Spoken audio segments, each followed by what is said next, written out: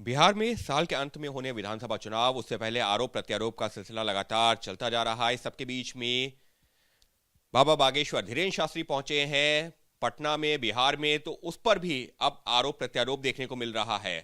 बाबा बागेश्वर का कहना है कि ये मुझे यहां पर कार्यक्रम नहीं करने देना चाहते, कथा नहीं करने देना चाहते। तो आरजेडी के नेता कह रहे हैं कि इनको तो गिरफ्तार करना चाहिए, माहौल खराब करने आए हैं। चिराग पासवान जी हमारे साथ में। चिराग जी, जिस तरीके से जो है ये पूरी राजनीति चल रही है, बाबा बागेश्वर को गिरफ्तार करना चाहिए, माहौल खराब करने आए हैं, आरजेडी कह रही है। बाबा के बहाने ये लोग अपनी उसी राजनीति को साधना चाहते हैं जिस राजनीति के तहत ये लोग यहाँ तक पहुँचे हैं, और वो है बंटवारे की राजनीति। इन लोगों को सांप्रदायिकता को बढ़ावा देना, तुष्टीकरण की राजनीति को बढ़ावा देना, ये सोच राजद और राजद जैसी तमाम दलों की रही है। आप उत्तर प्रदेश में देख लीजिए, समाजवादी पार्टी, औरंगजेब के लोग समर्थक बन जाते हैं, यहाँ पे सनातन का विरोध करते हैं, इनके लिए कुंभ फालतू हो जाता है, वो मृत्यु कुंभ हो जाता है। इस तरीके की भाषा का इस्तेमाल करना ऐसे दलों की आदत बन गई है। क्यों? क्योंकि इनको ये तुष्टीकरण की राजनीति सूट करती है।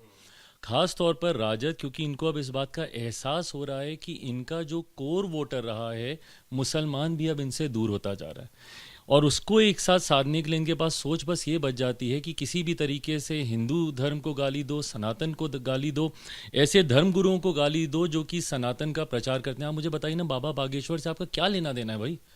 वो आ रहे हैं, वो अपनी कथा करेंगे, वो जाएंगे, उससे आपको क्या लेना देना? और किसी भी राजनीतिक दल को किसी भी धर्म गुरु या धर्म से जुड़े हुए विषयों में बोलने का कोई मतलब ही नहीं बनता। आप अपनी राजनीति की बात कीजिए ना, आप बात कीजिए अपने मुद्दों की, आप बात कीजिए सरकार को घेरने की। बजट सेशन चल रहा है, सत्र चल रहा है विधानसभा में, आप उन सारे विषयों को उठाइए ना। पर जब आप इन बातों को करने लगते हैं तो ये आपकी उस सोच को दिखाता है कि आपको समाज में बंटवारा करना है, आपको जात पात धर्म मजहब की, और खास तौर पर आपको धर्म की राजनीति करनी है।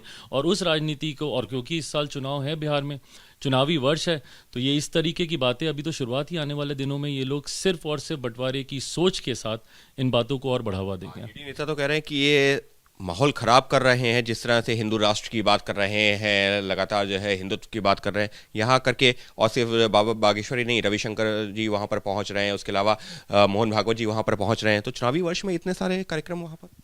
और यही अगर कोई इस्लामी राष्ट्र की बात करता तो इन लोगों को तकलीफ नहीं होती। ऐसे समय में इन लोगों की जुबान नहीं खुलती है।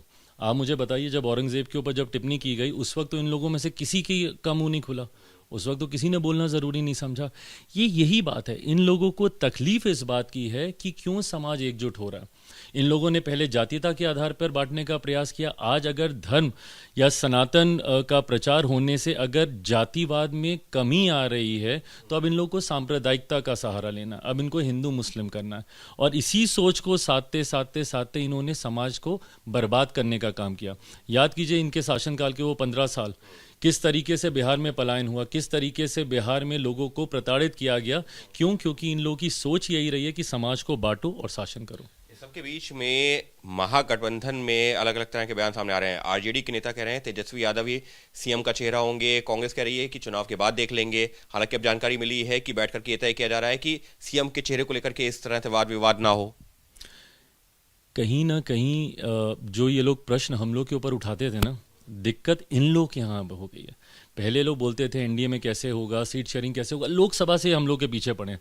आपने लोकसभा में भी देखा कितने एमिकेबली हम लोग का सीट बंटवारा हो गया, सीटों का चयन हो गया, चुनाव भी लड़ दिया, प्रदर्शन भी हम लोग का खूबसूरत रहा। विधानसभा में भी देखिएगा उतने ही एमिकेबली एनडीए में तमाम चीज़ें हो जाएंगी। बट अगर कहीं पे सरफुटअव्वल होगा तो वो महागठबंधन में होगा।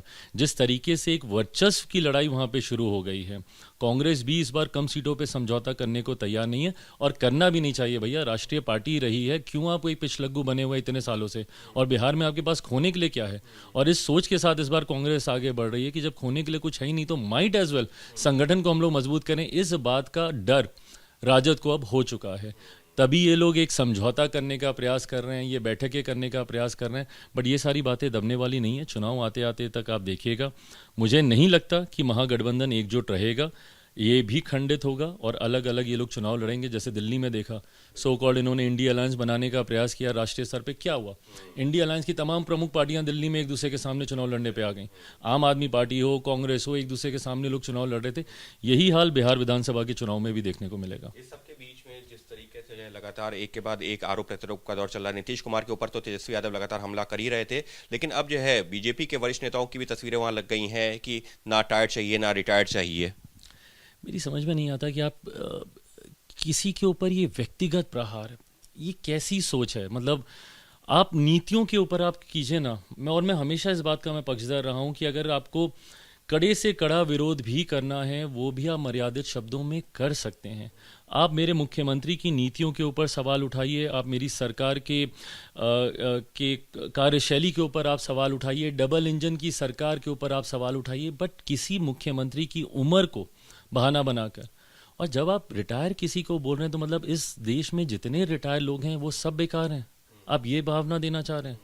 हर किसी के घर में बूढ़े बुजुर्ग होते हैं। ये सोच आपकी ठीक नहीं है। आपके परिवार में भी आपके बुजुर्ग हैं वहाँ पे। जब आप रिटायर्ड लोगों को आप इस तरीके से हीन भावना के साथ आप उनके बारे में बात करते हैं, ये सोच गलत है। आप मेरे मुख्यमंत्री की कार्यशैली के ऊपर सवाल उठाइए ना, हम लोग जवाब देने को तैयार हैं पूरी तरीके से। जितने प्रश्न आप उठाएंगे उससे ज़्यादा जवाब हम आपको देंगे। बट इस तरीके से व्यक्तिगत आरोप लगाना किसी के स्वास्थ्य को लेकर, किसी की उम्र को लेकर, ये शोभा नहीं देता। आप उम्र में कम हैं, बड़ों के अनुभव से सीखना चाहिए और बड़ों का हमेशा आदर और सम्मान करना चाहिए। बड़ों का आदर और सम्मान करना चाहिए। ये जो है एक तरह से हार का एहसास हो रहा है विपक्षी पार्टियों को, आरजेडी के नेताओं को। इस वजह से वो इस तरीके के दे रहे हैं लगातार बयान, और ये उनकी हताशा ही दिखा रही है। और रही बात धीरेन्द्र शासी को लेकर के जिस तरीके के बयान सामने आए हैं, तो एक तरह से तुष्टीकरण की राजनीति कर रही है आरजेडी और तमाम विपक्षी पार्टियां। सहयोगी कैमरा पर्सन आशीष सक्सेना के साथ Ankit Gupta, ABP news, Delhi. For exclusive and insightful videos, subscribe to our new channel ABP Live Premium.